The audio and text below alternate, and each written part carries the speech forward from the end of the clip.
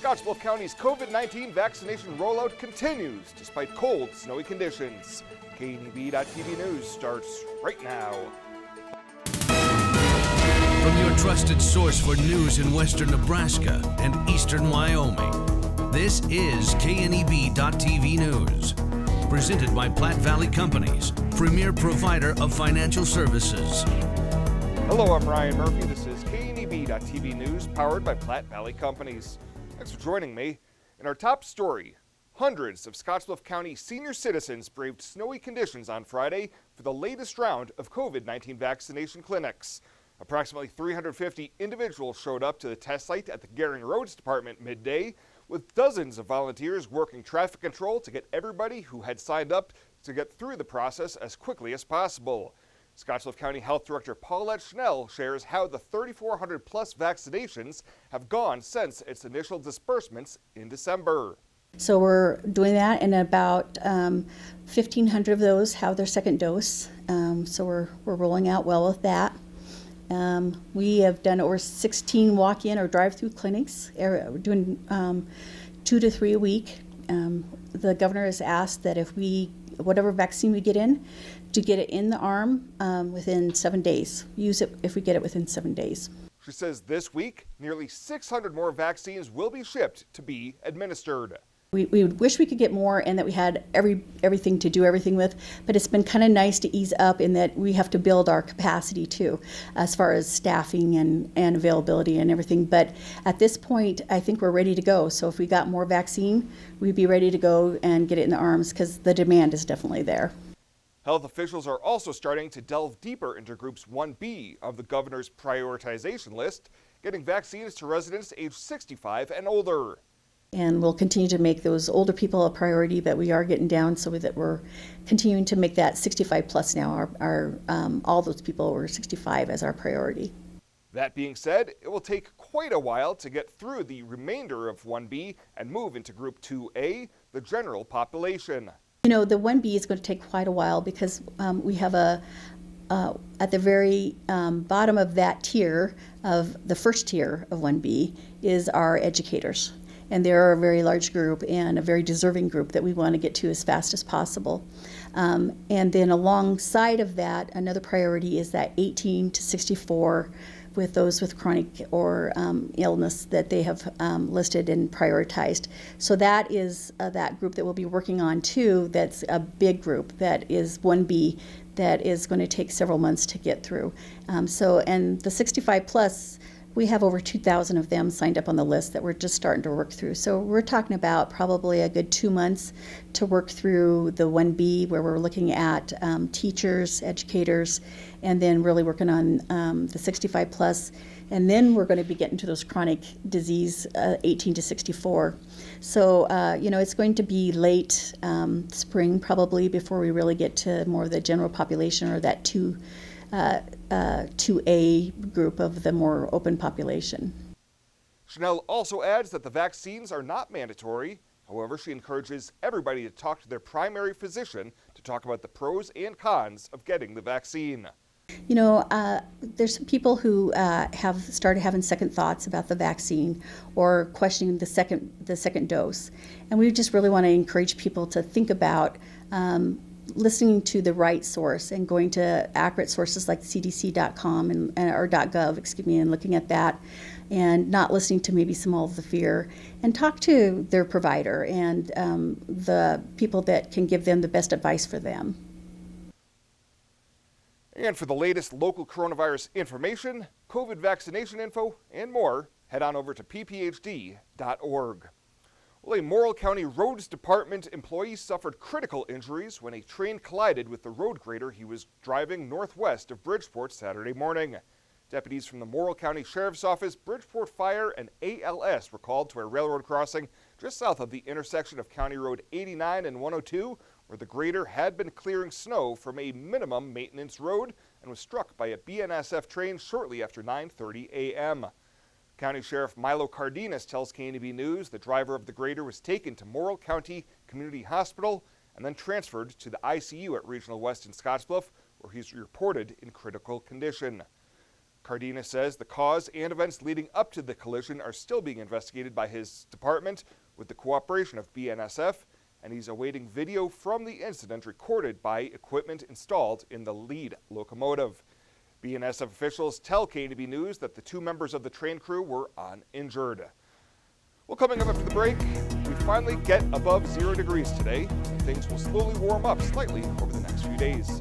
The Lawyer's got your full week forecast right after this. At Platte Valley Bank, we believe it shouldn't cost you money to access your money. That's why we offer free ATMs anytime, anywhere. Whether you are across town or traveling abroad, there won't be an added expense to access the funds in your Platte Valley Bank account. Free ATMs are just one of the great benefits of banking with us. Stop by to talk to one of our friendly associates to discuss what else Platte Valley Bank has to offer.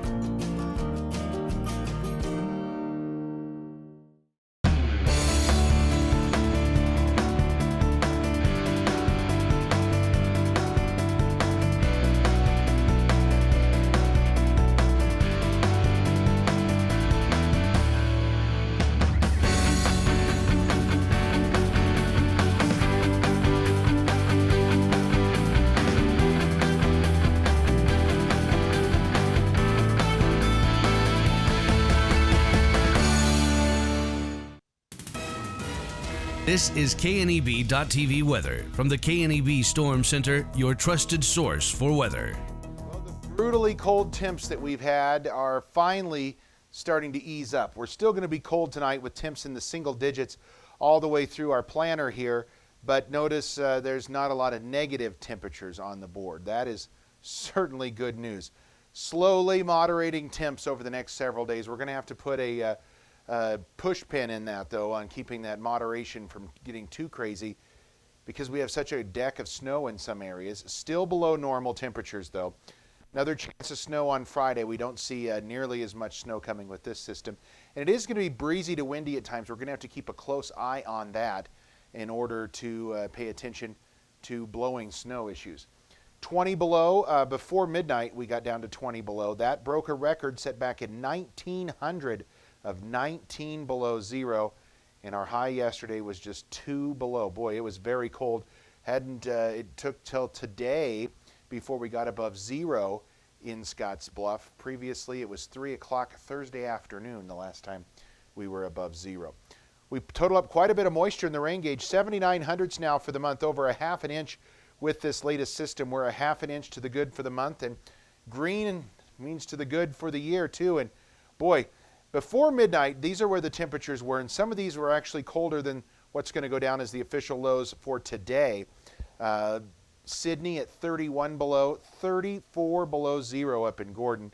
A lot of 20s to near 30 below 0 at times, and it actually then warmed up a little bit after midnight in some locations. Now, some of these are a bit colder, but most of them a little bit milder than where we were. 31 below in Ogallala. There's Valentine at 33 below. These are all after midnight, so unless it gets colder than this tonight, which it shouldn't, these will go down as our lows temperatures for today, which are also going to break records in some areas. So a couple of days in a row of broken records out there for low temperatures.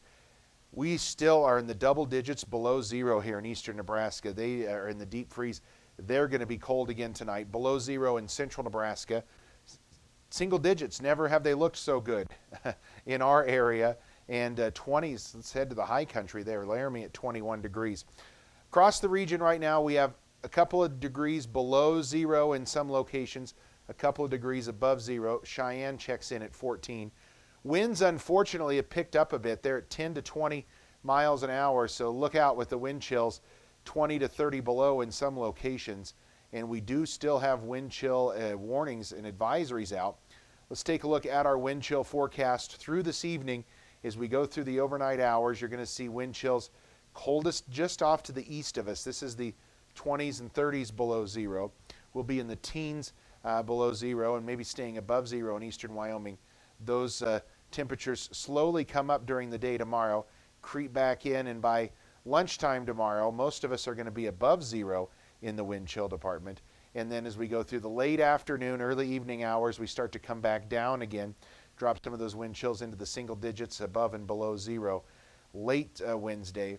And then by Wednesday morning, we start to bring them back up. And then finally, by Wednesday afternoon, everybody should be out of the below zero wind chills. But boy, it has been just dangerously cold for a long period of time. That is why we have wind chill warnings out. This pink, lighter colored area, or I guess this would be the brighter colored area, this slightly darker shaded blue area, this is where wind chill warnings are out through tomorrow at 11. The middle row of counties in the Panhandle under a wind chill advisory. We're going to zoom out here and show you just how expansive this cold area is. Take a look at this. These are wind chill alerts that go from border to border, from Mexico to Canada, all the way across the country. Most of the state of Nebraska, all of Kansas, Oklahoma, a big chunk of Texas, Iowa, Missouri, Arkansas, boy, a lot of those areas all covered in wind chill warnings, advisories. I saw earlier today some wind chills down here at Corpus Christi in Texas. That's way down here.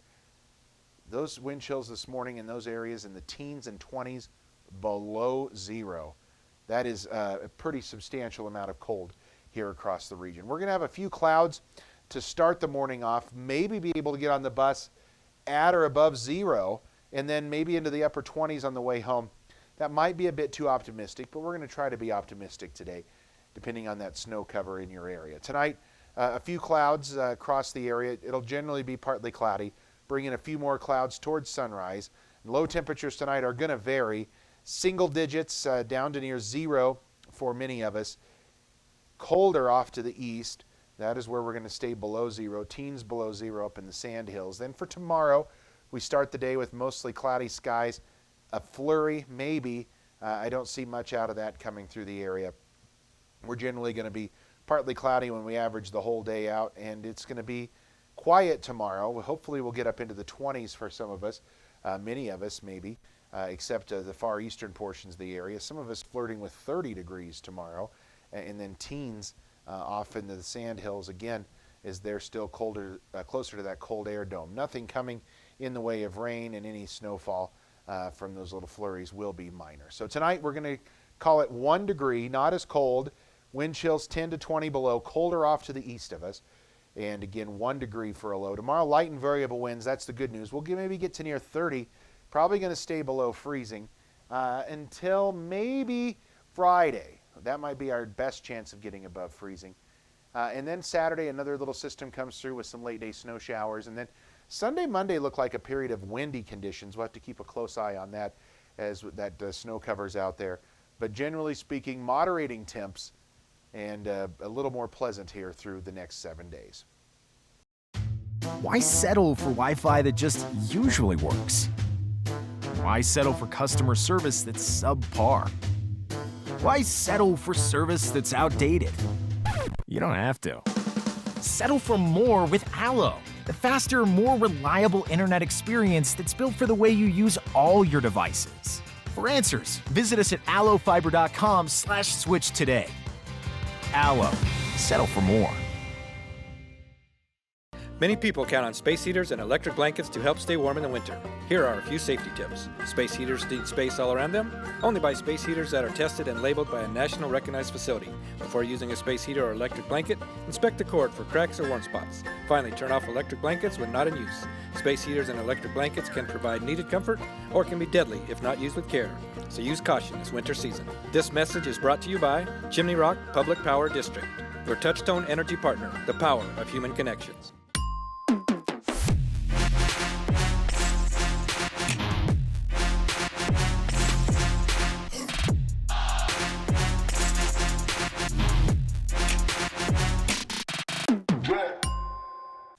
Welcome back. A 10-mile stretch of the eastbound lanes of I-80 in the southern Panhandle reopened late Sunday morning after being closed for several hours. Mindy Whiteley with the NDOT District 5 office says the lanes were closed at Sydney due to accidents and traffic was diverted to Highway 30. Eastbound traffic reopened around 11:15 a.m. Well, wholesale and retail customers of Nebraska Public Power District are being asked to take steps to conserve energy due to current and future low temperatures that are affecting the state and Midwestern portion of the country. Customers are asked to reduce electrical usage throughout Wednesday to mitigate the risk of potential widespread and long-lasting outages.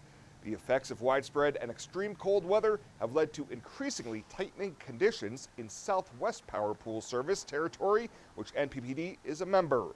NPPD officials say the utility is currently operating all available generating resources to meet demand.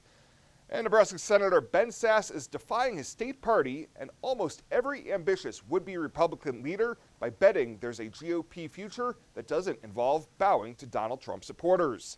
Sasse is under threat of censure by the state's party for linking Trump's words to the riot on January 6th at the U.S. Capitol.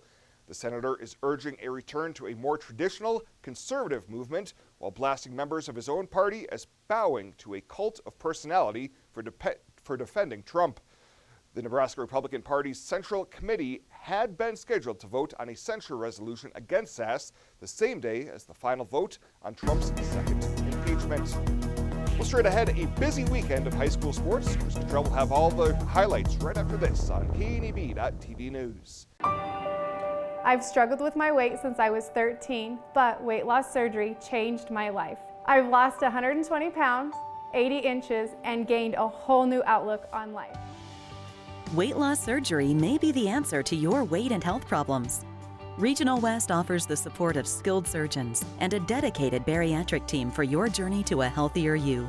Learn more about weight loss options at Regional West. It's time for a new you.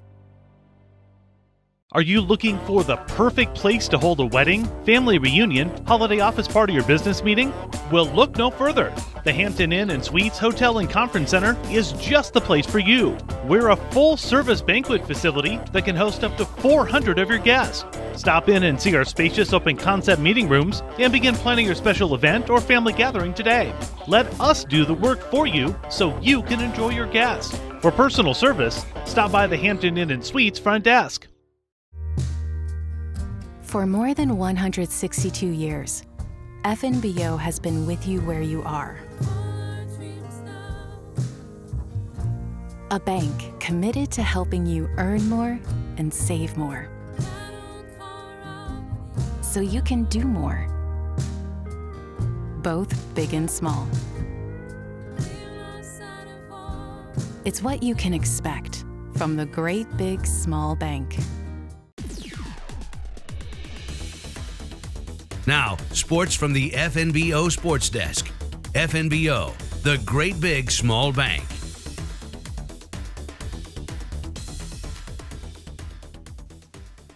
Heavy on the postseason from the high school level, and we've also got some Cougar basketball on tap for tonight. Let's start by going back to Saturday, though. It was the B4 District Wrestling Tournament at Gering High School. The host Bulldogs putting on a show, getting 9 of their 10 wrestlers through to the state tournament as they claim the district championship for a second straight season. Ashton Dane, Quentin Chavez, Tyler Nagel, Nate Rushlow, and Jacob Awishis take home district titles. Head coach Jared Berger on hosting and winning the district. It was great. Yeah, it's always nice. The weather didn't really cooperate. A lot of teams came down Friday, and they got here safe, which was, the main thing.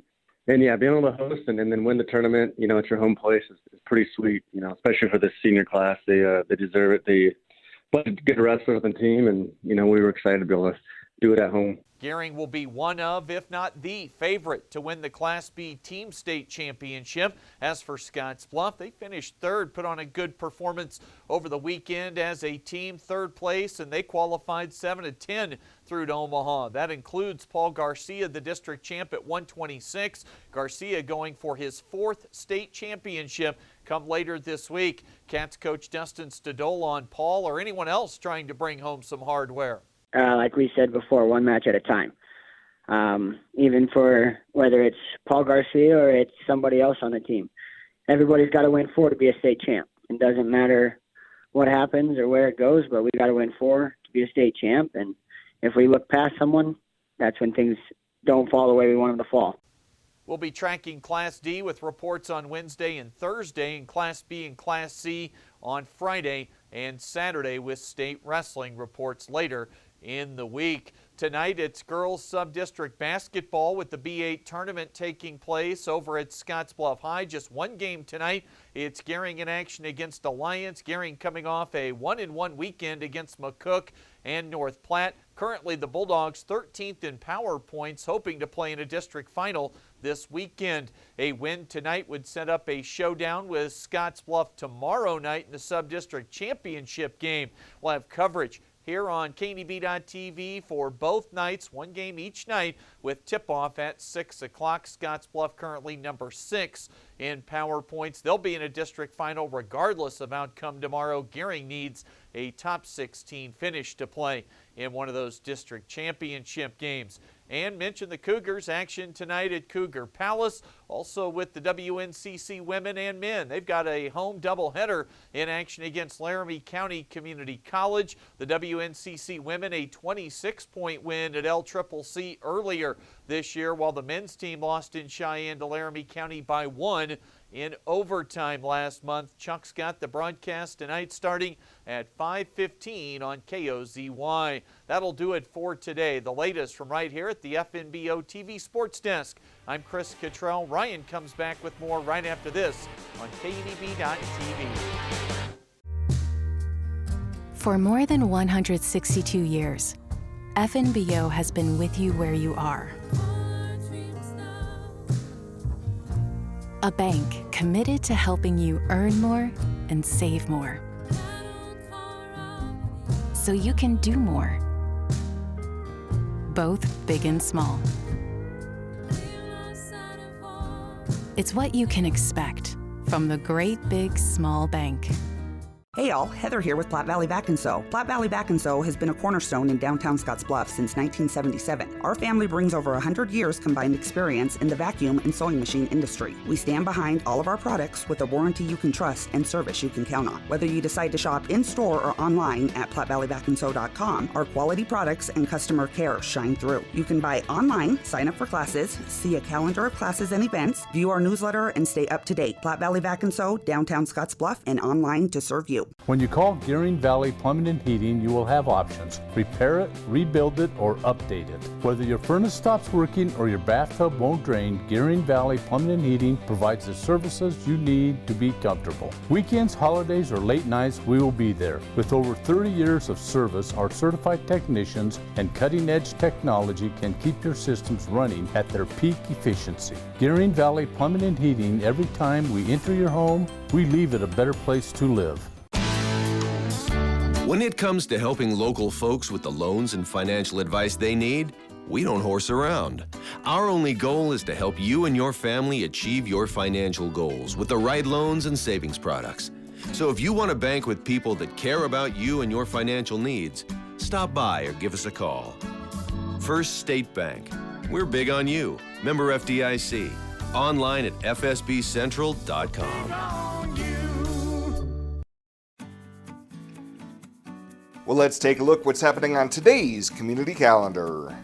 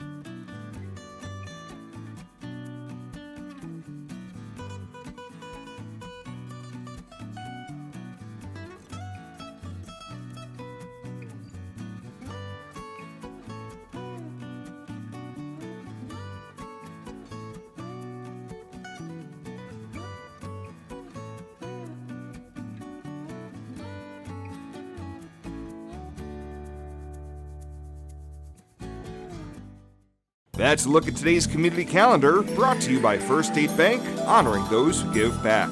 Nominate your community champion at fsbcentral.com.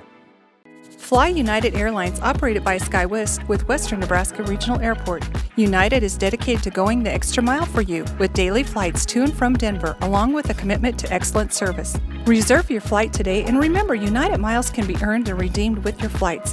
While at the airport, stop and enjoy authentic Italian food at Roma Italian Restaurant. Plus, Hertz Thrifty Car Rental is there for your car rental needs. Make life easier, relax, and get on board with Western Nebraska Regional Airport. At Platte Valley Bank, we offer loans with competitive rates and quick decisions from our experienced lenders. Our team works hard to get to know you and your business.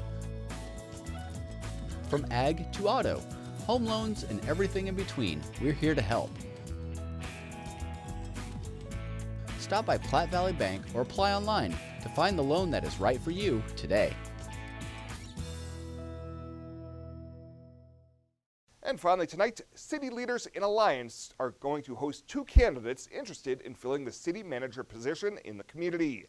Jeff Hexel of Hood River, Oregon, and James Thomas of Claremont, Oklahoma are scheduled to be in Alliance on Thursday for interviews with the city council, meet department heads, and tour the city. Hexel has been administrator for Hood County for more than 4 years and has nearly 19 years in other city management positions, including in Colorado. Thomas has been Claremore city manager since 2012 and has another 9 years experience as a town manager in communities in the northeastern U.S. Alliance officials have told KNB News a public meet and greet, usually a standard of such visits, is being set aside for now due to concerns about the pandemic. Well, that does it for us this time. Thank you so much for tuning in. Stay warm, stay safe, and we'll see you here next time.